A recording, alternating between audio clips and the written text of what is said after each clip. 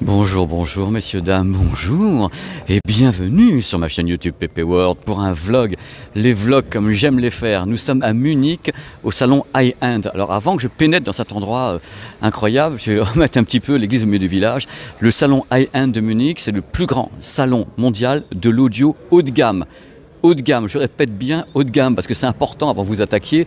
Là, vous n'allez pas avoir des enceintes Bluetooth à 50 €, des trucs comme ça. Non, on n'est pas à Hong Kong, à la foire de Hong Kong. On est sur un truc, vous allez voir des produits hallucinants. C'est-à-dire des trucs, vous dites, mais comment ça existe? Pourquoi? À quelle heure? Donc on va se balader sur les stands. Il y aura des moments où je vais vous montrer des trucs avec de la musique uniquement, de décoration, si je puis dire, parce qu'on aura des salles d'écoute. Vous allez voir des produits de folie. Je vais essayer de faire au mieux. Il y a des surprises en même temps, comme Technics, avec Lamborghini, des trucs comme ça. Là, ils ont encore fait preuve d'une imagination débordante pour trouver le moyen de nous épater un petit peu. Vous allez voir des stands incroyables. Je vais essayer vraiment de tout faire en immersion pour que vous soyez comme toujours en contre-jour. Le mec en contre-jour et avec moi. Allez, c'est parti. Soyons forts. On va commencer. Place au rêve. Alors, je vais attaquer cette vidéo avec un truc qui fait rêver à chaque fois. Il y a cet endroit au high-end, un endroit particulier. Imaginez, vous avez vu chez Yodobashi Akiba cette vidéo au Japon, mais là vous avez un truc de différent. Là le concept est tout simple, vous avez des tas de casques et des tas d'écouteurs absolument dingues, les plus chers du marché, des trucs hors de prix, des trucs qui vous font halluciner tellement c'est beau, toutes les grandes marques sont là et vous pouvez écouter ce que vous voulez toute la journée.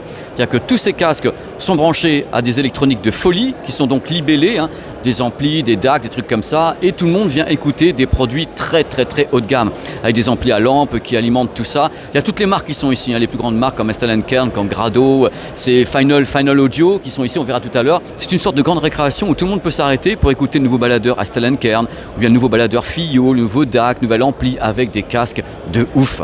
Des trucs, quelquefois, je me dis, c'est de l'ésotérisme à ce niveau-là. Mais il y a également des marques comme Sennheiser qui sont ici, Final, il y a Meze, dont on parlera tout à l'heure. Et c'est dingue parce que c'est un endroit magique pour les gens qui aiment le son. Ils peuvent être ici et se dire, on va écouter des casques qu'on pourrait peut-être jamais se payer. Et c'est pas important qu'on puisse pas se payer ce casque-là, ce casque-là ou ce casque-là. On vient pour avoir des émotions, pour découvrir des choses, pour vibrer, pour écouter de la musique, pour avoir des émotions. C'est ça le salon high-end, en dehors de tout le business qu'il y a avec les revendeurs qui sont ici, les marques, les gens qui viennent en tant que visiteurs, viennent pour prendre une claque. Et la claque, ils peuvent la prendre ici, avec des modèles aussi fous que ceux-là. Moi, je ne les connais pas, je ne connais pas tous les modèles. Mais là, voilà, il y a tous les baladeurs qui sont là. On connecte ce que l'on veut, on fait ce que l'on veut, on plug, on déplugue. C'est du délire, c'est un paradis. Hein. Et il y a d'autres endroits où il y a carrément le type de produit qui est affiché ici. Le type d'amplification, là c'est un casque Meze, on va en parler tout à l'heure parce que Meze a un nouveau modèle qui va sortir dans peu de temps. Et c'est ouf. C'est carrément ouf. Donc c'est une grande récréation avec des modèles étonnants. Malheureusement, je n'aurai pas le nom quelquefois, les détails techniques de tous les produits que vous allez voir, mais dans tous les cas, ce qui m'intéresse, c'est de faire le vlog et vous amener à l'endroit où je suis comme si vous y étiez. C'est le but de ces vlogs. Et là, je vois des gens, parce que je suis là quand même depuis 2-3 heures, il y a des gens qui sont là depuis 2 heures, hein, à écouter divers casques, divers produits, et il n'y a pas grand monde. Je dois le dire avant que ça commence, il n'y a pas grand monde. Normalement, je n'accède pas ici aussi facilement, mais là, bon, c'est mieux pour filmer. Une marque que j'aime beaucoup, je le dis à chaque fois, c'était parmi mes premiers baladeurs, Estel & Kern. Ils ont des nouveaux produits cette année et les écoutes se font avec du Meze, avec du Sennheiser, avec du Grado. On va justement chez Meze. Meze, ils sont incroyables. Ils sont incroyables. Et cette année, ils vont lancer ceci, ce nouveau casque qui est ici. Alors ce casque, je crois qu'il va arriver, je sais pas, en juin, entre juin et septembre, j'ai pas tout. Sur ce casque, je vous mets le nom de code à l'écran. Alors le truc de ouf, c'est que ce casque, que moi j'ai essayé, c'est un casque ouvert, donc c'est un peu compliqué parce que comme il est ouvert, j'entends un peu ce qui se passe autour. Il va être vendu, à ma connaissance, à 399 € uniquement avec la qualité Meze. Il faut savoir qu'à la base, les gens ont connu Meze avec ce type de casque, c'est-à-dire le classique. 99 classique s'est vendu, mais alors c'était une surprise parce que le prix était surprenant par rapport à la qualité. Quand c'est arrivé en France, les gens ont écouté ce casque. Je vous remets la référence à l'écran et on dit mais le prix c'est une blague parce que le produit ne calait pas du tout avec le prix. On pensait que ça coûtait 800, 900 € et je pense qu'ils ont réitéré ça avec le nouveau. C'est une véritable merveille. Donc on en parlera sur la chaîne dans peu de temps. Meze fait très fort et a vraiment une connexion particulière avec la France. Je crois que c'est un des marchés qui a le plus fonctionné avec justement le lancement du 99 classique. Voilà, puis il y a quand même un design intéressant. Par contre, il est ouvert. On entend tout à l'extérieur, donc c'est pas pour marcher dans la rue, hein, ce casque. Voilà. Ce que j'aime bien chez Meze, c'est qu'il y a toujours un endroit étonnant pour que les gens écoutent dans un havre de paix. C'est-à-dire que je ne vais pas parler fort, tu rentres ici, tu as des électroniques, tu meurs avec la qualité des électroniques et tu as tous les casques, dont l'Empyrean, qui est un casque étonnant, qui coûte une blinde. Et c'est vrai qu'ils avaient pris un risque quand ils avaient lancé l'Empyrean, parce qu'à l'époque, Meze avait un casque à pas cher, et d'un coup d'un seul, il balance un casque à 3400 ou je sais plus combien. Les gens ont dit, mais c'est quoi votre marque au juste? Voilà, et ils ont réussi leur pari. Ici, c'est vraiment une vraie cellule d'écoute, dans le sens où les gens sont dans le calme, avec tous les casques qu'ils peuvent essayer, avec des électroniques hallucinantes. Hallucinante. Comme c'est beau, comme c'est beau, la légende qui continue à tourner. Et tourner, on va en parler justement, nous sommes chez Technics. Technics avec des platines vinyles. Alors vous connaissez l'histoire de Technics, platines vinyles, les 1200, c'est vraiment l'histoire, c'est vraiment la légende, il y a tout ce qu'il faut. Et figurez-vous que là, il s'agit de la cassette qui a été entièrement customisée pour... Hop, le mec il essaye. Ding, Lamborghini. C'est Lamborghini, c'est un partenariat entre Lamborghini et Technics sur cette platine qui est customisée. Le truc de ouf, c'est ça. Vous avez un vinyle. Si vous achetez la platine, vous avez un vinyle qui est donc vendu avec. Regardez un peu comme il est beau. Il reprend les jantes du véhicule Lamborghini et sur le vinyle, vous avez carrément les plus beaux sons des Lamborghini. Vous mettez le vinyle, vous avez le son qui va avec et toute la platine qui est customisée aux couleurs des voitures Lamborghini avec le logo, le sigre, regardez comme c'est beau. Le tarif c'est 1490 €, je m'attendais à pire. Donc si ça vous intéresse, ça sera en vente au mois de juillet. Ce que vous voyez actuellement, c'est un caisson de grave. Il fait à peu près 3 fois moi, à peu près. Hein. Et ce que vous voyez là, bon, voilà, ça s'appelle le Trio G3. Et l'autre le Space Horn. Déjà les mecs ont pensé au nom, Space Horn. Ça vous donne du grave de partout, je pense que ça pète des vitres, hein, la vaisselle avec, il y a tout qui vient. Hein. Ça va de 20 à 200 Hz. Je crois qu'ils mettent pas de puissance, ils osent pas. Le poids, c'est 150 kg la bestiole quand même. 150 kg de bonheur. Vous avez les écoutes ici. C'est assez étonnant. C'est avant-garde acoustique. On est un petit peu influencé par le design du produit quand on arrive ici. C'est-à-dire qu'on écoute, certes, mais il y a une notion quand même de design te conditionne. On dit, oh, bah, le design est super, donc ça va être top. Messieurs, dames, un peu de couleur dans la hi-fi. Parce que c'est ce qui manque, en fait, quand c'est un peu de délire. Alors tous les ans, ils sont là. Bespoke, et regardez un peu l'habillage des enceintes. Moi c'est un truc que j'aime bien parce que c'est vrai que j'aime ce qui est disruptif. Moi j'ai toujours été comme ça et quand on peut arriver à faire quelque chose d'aussi fun, funky et stylé que ça, moi je suis plutôt pour. C'est vrai que la plupart des marques présentent ici des modèles assez classiques dans leur finition, soit laqués, avec du bois, c'est noble, il y a des super trucs, mais il y a quand même des délires qui existent et là il y en a. Le plus compliqué pour une marque c'est d'associer une idée de design avec une réalité technique. Regardez un peu, on a placé le Twitter au milieu. En général, les acousticiens ont toutes des idées. On dit on va faire une enceinte comme ci, comme ça. Et derrière, les designers se disent mais comment est-ce qu'on va faire pour faire ce que eux veulent? Et derrière, les designers sont souvent embêtés. Ils disent mais comment est-ce qu'on va faire nous sur le terrain pour que les idées techniques soient associées à un design qui nous plaît également? Parce que les designers ont envie de faire des enceintes qui sont disruptives, des produits disruptifs. Et à chaque fois, l'acousticien dit oui mais si tu fais ça, je ne vais pas pouvoir faire ça au niveau technique et tout. Bon bref, donc c'est l'association de deux métiers, donc les designers et acousticiens qui donnent ce genre de merveille. Parce que c'est pas simple. Hein. Et les deux ont des idées, il faut qu'ils se retrouvent sur un point commun et dire on va créer ça ou bien ça. C'est ça l'idée. J'aime bien quand on part dans les délires que l'on crée, qu'on a des enceintes stylées qui sont disruptives dans ce marché. Je pense que l'avenir de la haute fidélité high-end passe également par des choses disruptives qui peuvent plaire à plus peut-être de personnes que le sacro-saint Graal des audiophiles qui veulent peut-être pas quelquefois aller vers ce genre de choses parce que c'est un petit peu trop wow, ça va trop loin quoi. Mais on y va justement, on fait évoluer tout ça.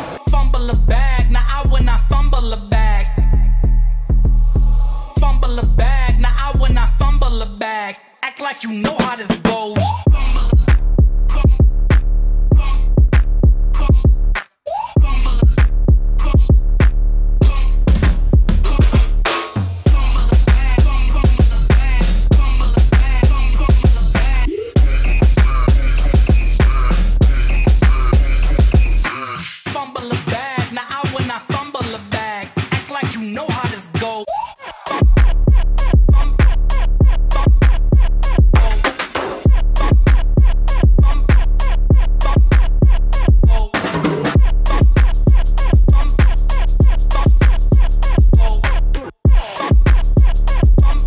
Il y a une vidéo sur la chaîne avec en plus des plans drone et tout. Dali, une marque que j'aime bien. Franchement, il bosse bien, vous avez vu la vidéo, là il lance des nouvelles couleurs et tout, c'est à la demande sur des enceintes qui sont donc collector, des enceintes qui sont les fers de lance. Donc voici les Rubicore, une toute nouvelle gamme, on a changé tout, hein. Ils disent voilà on a tout changé, Pépé, il y a ça qui est nouveau, la ferrite, les haut-parleurs, le filtre, tout est nouveau, il y a beaucoup de modèles, c'est-à-dire que là c'est la 2 à ma connaissance. Après on a un modèle assez intéressant qui est ici. Alors c'est un modèle qui est une enceinte centrale en fin de compte qu'on peut utiliser comme ça ou bien carrément à l'horizontale et ça c'est rotatif. Vloum vloum. Je refais mieux que ça. Hein. Et ça c'est rotatif, donc on le replace comme ça, on peut la positionner. Donc c'est la Rubicore Cinéma celle-ci. Ça c'est la Rubicore 2 qu'on a vu en éclaté au début. La Rubicore 6, bon Big One on attaque les colonnes, hein, donc ce sont les monstres. La Rubicore 8, c'est encore plus monstre. J'ai pas toutes les infos sur les tarifs. Ce sont vraiment des gammes particulières parce qu'on peut assembler comme un puzzle. Comme ce sont les mêmes haut-parleurs, donc il y a les mêmes timbres et autres. Donc on peut construire un système soit stéréo, soit home cinéma en partant avec par exemple deux, si je puis dire, la centrale, on met encore des 2 à l'arrière. Enfin, tout est possible. Il n'y a pas de Dolby Atmos sur ces produits-là. Il y a également ce modèle qui s'appelle la Rubicore On Wall, donc pour le surround. Là, vous avez la Big One, donc c'est la reine mère. Vous avez tout dans la vidéo sur la chaîne et la Epicor 11. C'est une très belle gamme. Bon, c'est pas donné. Vous avez un truc qui est cossu quand même. Hein. Vous avez un son assez étonnant. C'est le son d'Ali. Et moi, j'aime beaucoup cette marque. Je trouve que la philosophie me plaît beaucoup.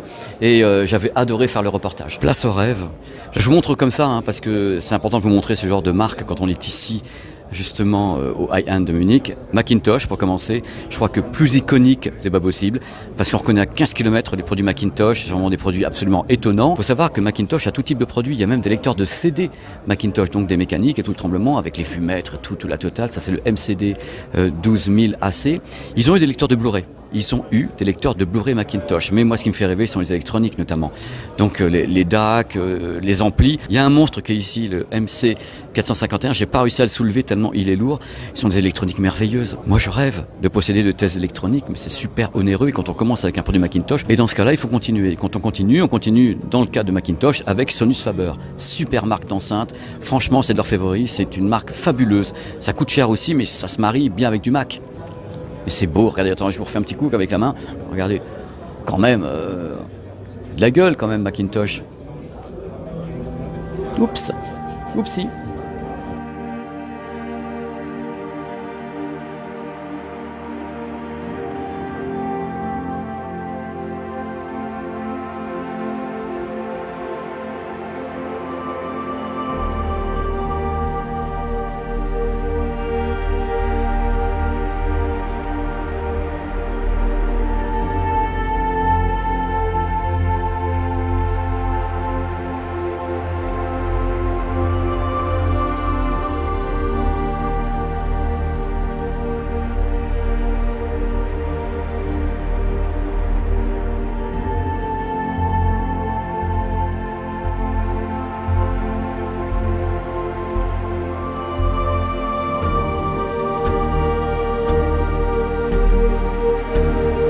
Tous les ans, je suis attiré par Transrotor, comme ça, comme si c'était un aimant. Alors, vous avez une vidéo sur la chaîne, qui a beaucoup marché d'ailleurs, hein, qui vous présente un petit peu Transrotor. Ce sont ces platines. Alors, c'est du délire, je sais, il y a des trucs qui sont à un prix indécent, et peut-être que pour vous, ça paraît bizarre de savoir qu'on peut dépenser 110 000, là c'est 115 000 euros, cette chose-là. C'est-à-dire que vous avez la platine, et vous avez une stabilisation de folie. Parce qu'on explique dans la vidéo que bien sûr, comme toujours, l'ennemi total de n'importe quelle lecture d'un vinyle, ce sont les vibrations. C'est hallucinant. Donc là, bien sûr, on pousse le bouchon au maximum du maximum possible et on a plein de trucs. Donc ils ont des dizaines de platines. Il y a des modèles qui sont quelquefois uniques ou en 2 exemplaires avec des tas d'idées. Et donc c'est un marché particulier. C'est un marché particulier. C'est quelque chose à part. C'est le luxe du luxe. Alors les tarifs, c'est bon, je reviens là-dessus. Les tarifs, c'est hors du temps, quoi. C'est hors sol. Mais les produits sont également un petit peu hors sol quand on les voit. C'est-à-dire qu'on se dit, ouais, bon, quand même, voilà, je crois que la plus chère est là-bas. Voilà, j'avais raison, c'est celle-ci. C'est Metropolis. Alors, je vous ferai pas le coup de dire, oui, vous pensez que ça coûte combien? Oui, moi, je vais le dire tout de suite. Alors, la bestiole avec son balancier, là, qui est entièrement lustré, elle s'appelle la Constante, je crois, c'est 180 000 euros le bloc. l'ensemble. Ça pèse 350 tonnes, il faut 12 personnes pour la déplacer, on a peur de toucher quoi que ce soit tellement ça coûte cher. C'est le prix d'un appart quand même, ou d'une maison dans certains endroits, dans ma Normandie natale. Vous avez ce produit, ça fait partie de ce marché, on ne peut pas le nier, on ne peut pas dire ça n'existe pas. Ce marché de la hi-fi high-end propose ce type de produit. C'est normal à Munich de voir ça. On verra pas ça à Las Vegas, je pense pas, où il y aura des trucs un peu moins chers. Mais ici, c'est tout à fait logique de le voir. Je sais pas s'il y a des acheteurs, je pense que oui. Mais ce sont des platines absolument dingues. Donc là, 5500 €, c'est donné. Hein. Ça, c'est pour tout le monde, celle-là. Bon, vous avez eu la petite vidéo habituelle de chez Transrotor, qui est absolument dingue. Vous voulez tout de même pas que je fasse un salon sans parler de Sennheiser? Alors, ils sont là. En plus, ils sont allemands, ils sont sur place. Ils jouent chez eux. Alors, bien sûr, les MBO. Les MBO sont ici, ça reste des produits étonnants. C'est vrai que j'ai beaucoup de sketchs sur la chaîne en parlant des MBO, mais je pense que pour une barre de son qu'on appelle donc stand alone, c'est-à-dire qui travaille toute seule, c'est du délire, parce qu'il y a des barres de son qui ont besoin de beaucoup de soutien, quelquefois des enceintes arrière, et eux ils ont dit non, nos produits sont suffisamment bons pour pas avoir besoin d'enceintes arrière, parce qu'on a créé justement le système MBO, la spatialisation, ils ont leur propre algorithme, ils bossent avec tout le monde, avec Dolby, donc voilà, la reine mère avec les deux plus petites. Et c'est un produit étonnant. Franchement, ce sont des produits étonnants. Vous avez vu les vidéos sur la chaîne pour les 3 bestioles parce que je suis un fan du travail de Sennheiser sur le son. Mais il y a cette année un casque qui s'est pointé, qui est ici. Le HD 620S, c'est un casque clos que eux disent de bonne qualité. Hein, moi, je ne l'ai pas encore testé, qui coûte 350 €. Donc voilà, c'est pas un produit super cher. Ils le lancent en ce moment. Moi, je l'ai reçu en prêt. Il faut que j'ai le temps de le traiter, mais c'est leur nouveauté actuellement. Donc le HD 620S. Là, je ne vous cache pas tout de même un petit moment de choc. Je suis donc au high-end de Munich, l'audio haut de gamme, où tous les matos, le minimum, ça doit être 400 €. Et là, il y a une zone gaming. Alors je me suis dit, bon, voilà, il se passe quelque chose, moi je suis pour, mais j'applaudis, vous pouvez pas savoir à quel point j'applaudis. Et il y a ici des produits qui sont considérés comme hi-fi, qui sont associés au monde du gaming. Donc la marque Odez, parce que Odez, ils ont des casques gaming de folie de tous les côtés. Là, il y a du LG, il y a de tout, et c'est intéressant parce que enfin, ici, on peut avoir une zone gaming sur un salon qui est à la base un salon hi-fi, high-end, qui était hermétique à ça. Moi, je suis pour l'ouverture de tous ces salons à toutes les possibilités possibles pour attirer le public, les jeunes. En effet, que ce marché puisse grandir en embrassant également une clientèle plus jeune qui va se reconnaître en effet là-dedans. Et c'est des produits qui ne sont pas très chers et qui pourtant sont des produits de qualité puisqu'il y a plusieurs marques qui sont partenaires ici, qui sont des grosses marques. Hein. Il y a Polk, il y a Shure, Yamaha, Denon, il y a vraiment du monde. Et ces gens ont équipé ce stand pour faire comprendre également aux visiteurs et aux professionnels que le gaming peut avoir un bon son. Bon sang, et c'est une évidence pour moi, mais c'est tellement génial de voir ça, ça me fait tellement plaisir, vous ne pouvez pas savoir. Je suis en joie. Justement, on en parlait, je ne savais pas qu'ils étaient à côté, Odez. Odez, ils ont des casques de folie, quoi. C'est très fort, que ce soit de la hi-fi, du gaming, même en début de gamme, les casques Odez fonctionnent. C'est ça qui est ouf. C'est que moi j'ai écouté des produits entre guillemets qui n'étaient pas très chers, alors qu'ils ont quand même une réputation de faire des produits chers, et ça fonctionne. Ça fonctionne. Super réputation qui est parfaitement justifiée sur Odez. J'ai pas toujours le temps de prendre le temps de tester ce type de produit, je le regrette. Il faut que je trouve un moment, mais j'ai du mal à dégager du temps, je vous l'avoue franchement. Mais quand je vois les produits comme ça, j'ai envie de leur en parler, j'ai envie de les tester, de les faire mesurer par mon ingé son. Parce que Odez, c'est une marque qui a vraiment une carapace très solide dans ce métier. Une marque que je respecte beaucoup, hi-fi-man. J'ai écouté des trucs de ouf chez eux. Ils font beaucoup de produits, des écouteurs, je pense qu'il y a des DAC aussi, voilà, ampli DAC et tout. Ils sont vraiment très forts, hi-fi-man. Très forts. Très populaires en Asie. Extrêmement populaires en Asie. Ce sont des produits de ouf. Un truc que j'aime bien ici, c'est l'allée magique, la grande promenade. Vous avez comme ça des couloirs où il y a plein de salles d'écoute à droite et à gauche. Maintenant, je vais mettre une petite musique d'ambiance comme ça, distrayante, et je vais rentrer dans les salles. Vous allez donc voir des installations absolument incroyables. Je ne mets pas le son des salles parce que c'est de la musique avec des droits. Donc si je mets ça sur YouTube, je vais me prendre un ban et tout. Donc voilà, vous allez avoir les plus belles installations du salon dans quelques instants avec une jolie musique de fond, un truc très joli. Mais accrochez-vous, vous allez voir des trucs de folie. Hein. Allez, c'est parti.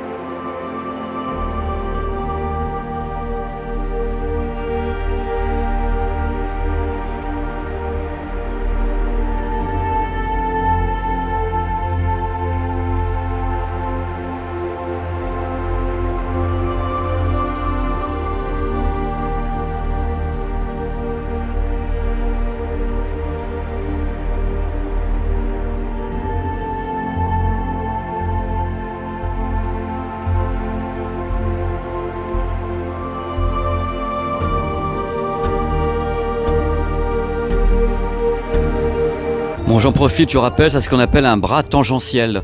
C'est-à-dire qu'en effet, le bras est comme ça. C'est pour moi la meilleure façon de lire un vinyle.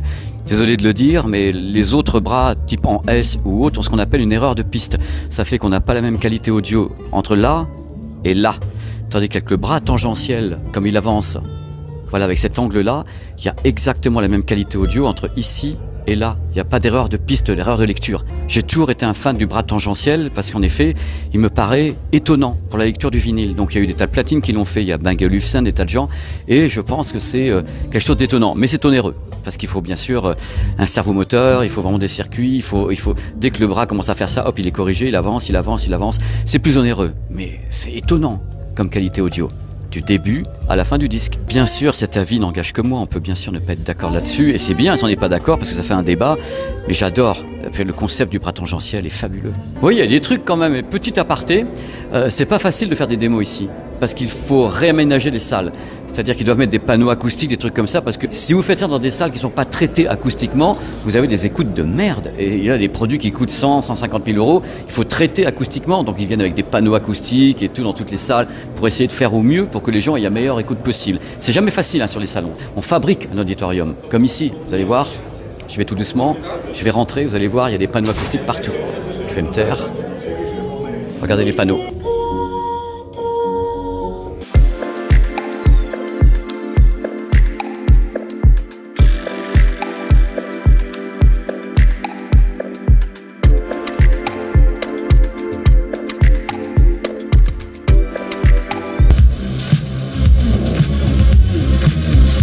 Et là on écoute le nouvel album de Justice, que moi j'adore littéralement, et avec le vinyle dédicacé par Justice, directement. Wow! Voilà, il y a de la musique classique partout, et puis on arrive sur un stand avec des Français, Justice, Daft Punk, voilà, et avec un son de ouf. Bon, attention, parce que là, ça va tabasser dur. Je rentre quelque part, mais je sais ce qu'il y a de l'autre côté là. J'ai pas encore vu, mais je m'en doute. J'entends, ça me suffit. Bon, accrochez-vous, parce que c'est pas une mini-chaîne, hein. Alors je vais me taire un peu parce qu'il y a du monde. Ah bah voilà. Coucou.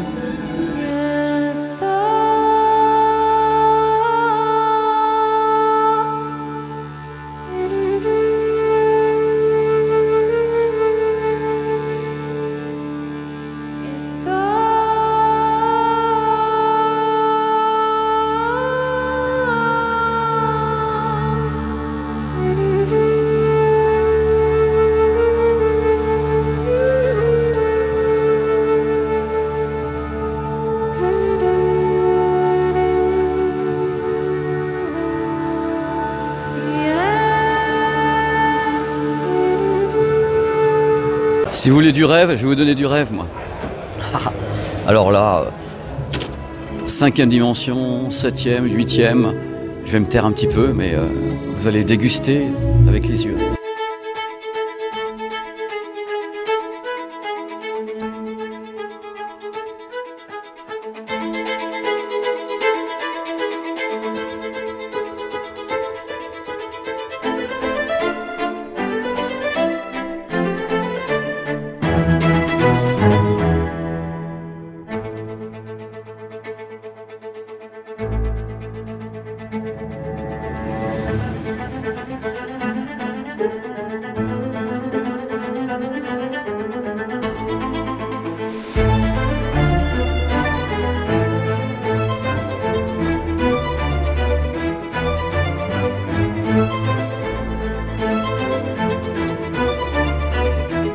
Ne me demandez pas ce que c'est, quelle est la marque, quel est le prix, c'est pas possible. Mais voici le monstre. Donc c'est un ensemble entièrement hi-fi, stéréo, avec ça, c'est donc la partie grave, le subwoofer, c'est comme un réacteur d'avion, en fin de compte. Vous avez le médium, l'aigu, vous avez ici le diffuseur, ça peut être peut-être le PC qui est ici, enfin le Mac, ou bien ça peut être du vinyle, tout ce que vous voulez. Et c'est donc une installation qui est faite pour rêver, c'est une installation pour ici, pour le high-end de Munich. Ça vaut pas Tower Records, mais on a un beau coin vinyle quand même, avec des vinyles en très bon état. Pour les amoureux du vinyle, il y a plusieurs petites boutiques comme ça. Hein. Les vinyles sont vraiment clean et c'est pas trop cher. On est entre nous, ça me sidère encore cette année le nombre de platines vinyles. On arrive ici, on a un stand sur 3, c'est une platine vinyle. Et puis des trucs qui sont tous très haut de gamme. Il y a du CD, il y a du streaming, il y a Cobuzz qui est ici, il y a tout le monde. De toute évidence, le vinyle garde une place super importante dans le salon high-end de Munich. Ça reste vraiment l'élément de base. Il y a des CD audio, il y a tout ça, mais les gens sont attachés surtout à essayer de trouver des vinyles d'époque avec les masters d'époque, donc un transfert analogique vers analogique pour le diffuser là-dessus. Et ça, c'est le Graal. Ici, c'est le Graal. La musique pour tout le monde, le vinyle pour tout le monde. Voilà. Il y a beaucoup de petits boutiquiers comme ça. Vraiment, avec des collectors, des tas de trucs. C'est assez dingue. On trouve vraiment des petites perles. Hein. Vraiment des perles. Il y a des CD collectors aussi, des imports japonais.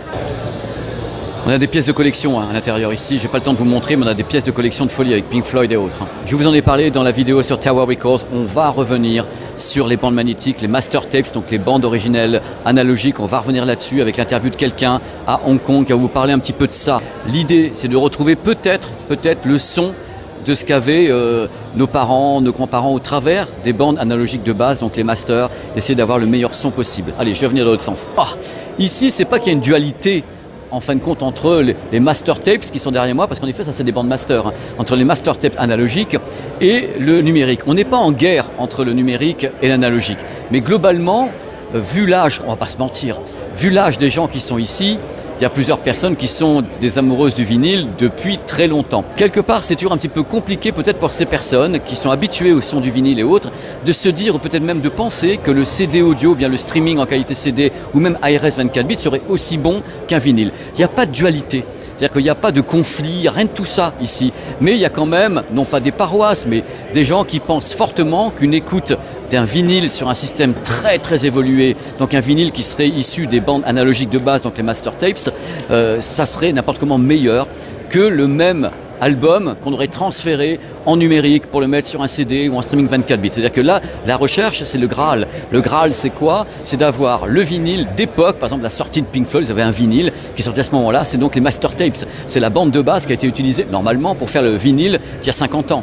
Donc c'est cette recherche de la qualité qui est importante ici. Mais encore une fois, je le dis, ils sont suffisamment ouverts d'esprit, il y a suffisamment des stands différents pour que les gens qui aiment le vinyle ne soient pas en train de critiquer ceux qui aiment le numérique et ceux qui vivent que pour le streaming en 24 bits ne sont pas en train de dire ouais le vinyle c'est ci ou c'est ça. Ça se passe pas comme ça. Il y a de la place pour tout le monde. Ce sont des gens qui aiment la musique avant tout et qui aiment les émotions. Et les émotions et la musique, ça se trouve partout.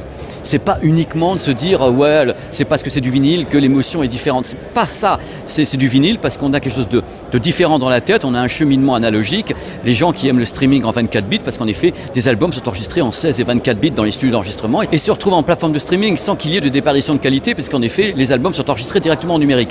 Mais là, on pense à beaucoup d'albums qui sont diffusés ici, qui n'étaient pas enregistrés en numérique. Et on essaye de retrouver justement soit les cassettes, soit les master tapes, soit directement les vinyles d'époque pour avoir le son originel. Ça me permet d'argumenter encore plus. Là, on a carrément les bandes analogiques. Le problème des master tapes, c'est que c'est marqué master tapes, mais on ne sait pas de quelle génération. C'est pas celle qui a été utilisée pour enregistrer l'album des Beatles. Hein. Donc on ne sait pas sur quelle génération on est, mais à la base, ça existe. C'est-à-dire que là, il y a des gens qui viennent pour écouter des master tapes. C'est ça qui est fou, regardez. Là, on a des bandes master. C'est dingue. Je peux vous le montrer, je suis tellement content. On a les bandes master, souvent c'est l'édition 1. Donc si c'est l'édition 1, c'est du délire. Ça, c'est l'album de Yellow. Il y a Aldi Meola. Là, vous avez la master tapes qu'on peut écouter sur des casques. Et vous avez donc le tampon normalement qui vous dit que c'est voilà, le tampon d'agrégation de la bande master. Ding. Donc c'est la master tape originelle qui a servi au mix final en stéréo normalement. Hein. Il peut y avoir des générations de ça. Et le pire, c'est quand on fait des générations de ça, on continue à appeler ça master tapes, alors qu'il y a génération 1, 2, il y a plein de trucs. Hein. Et normalement, il y a un sceau dessus. Il y a un libellé qui dit master tapes. Vous voyez un petit peu le truc ici, c'est ouf parce que je peux vous parler de ça. Je crois que c'est un des seuls endroits au monde où je peux vous parler de ça. Et je vous en dirai plus dans la vidéo à Hong Kong avec justement quelqu'un qui défend ça et qui dit que la technologie a-t-elle ruiné la qualité de ça. Moi, je ne le vois pas comme ça, mais lui, il le voit comme ça. Voilà, c'est la fin de ce vlog. On va sortir. Voilà, je vous montre encore quelques enceintes et tout, parce que vraiment c'est le fruit de saison, enceintes, platine vinyle, ampli, DAC, il y a des trucs qui sont magnifiques, il y a plein de stands. C'est la fin de ce vlog, j'avais que 1h30 pour le faire, donc j'ai foncé, j'ai pas pu tout voir, mais je voulais vous montrer un petit peu l'ambiance, voir un petit peu les gens et tout.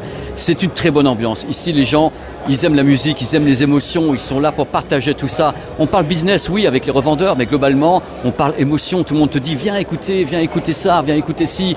Les gens, ils sont là-dedans. Ils sont dans l'émotion, dans les écoutes, ils veulent avoir des sensations, ils se foutent du prix du produit ni de son design, à la limite c'est secondaire, mais ils veulent des sensations. Voilà, c'est la fin de ce vlog. Regardez comme il fait beau à Munich, c'est magnifique.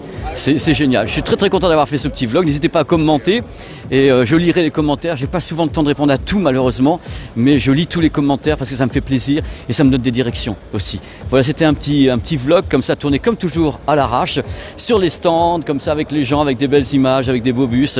Et je vous dis à très très vite sur la chaîne YouTube. Il y a vraiment plein de choses sur la chaîne, hein. On voyage beaucoup en ce moment, Munich.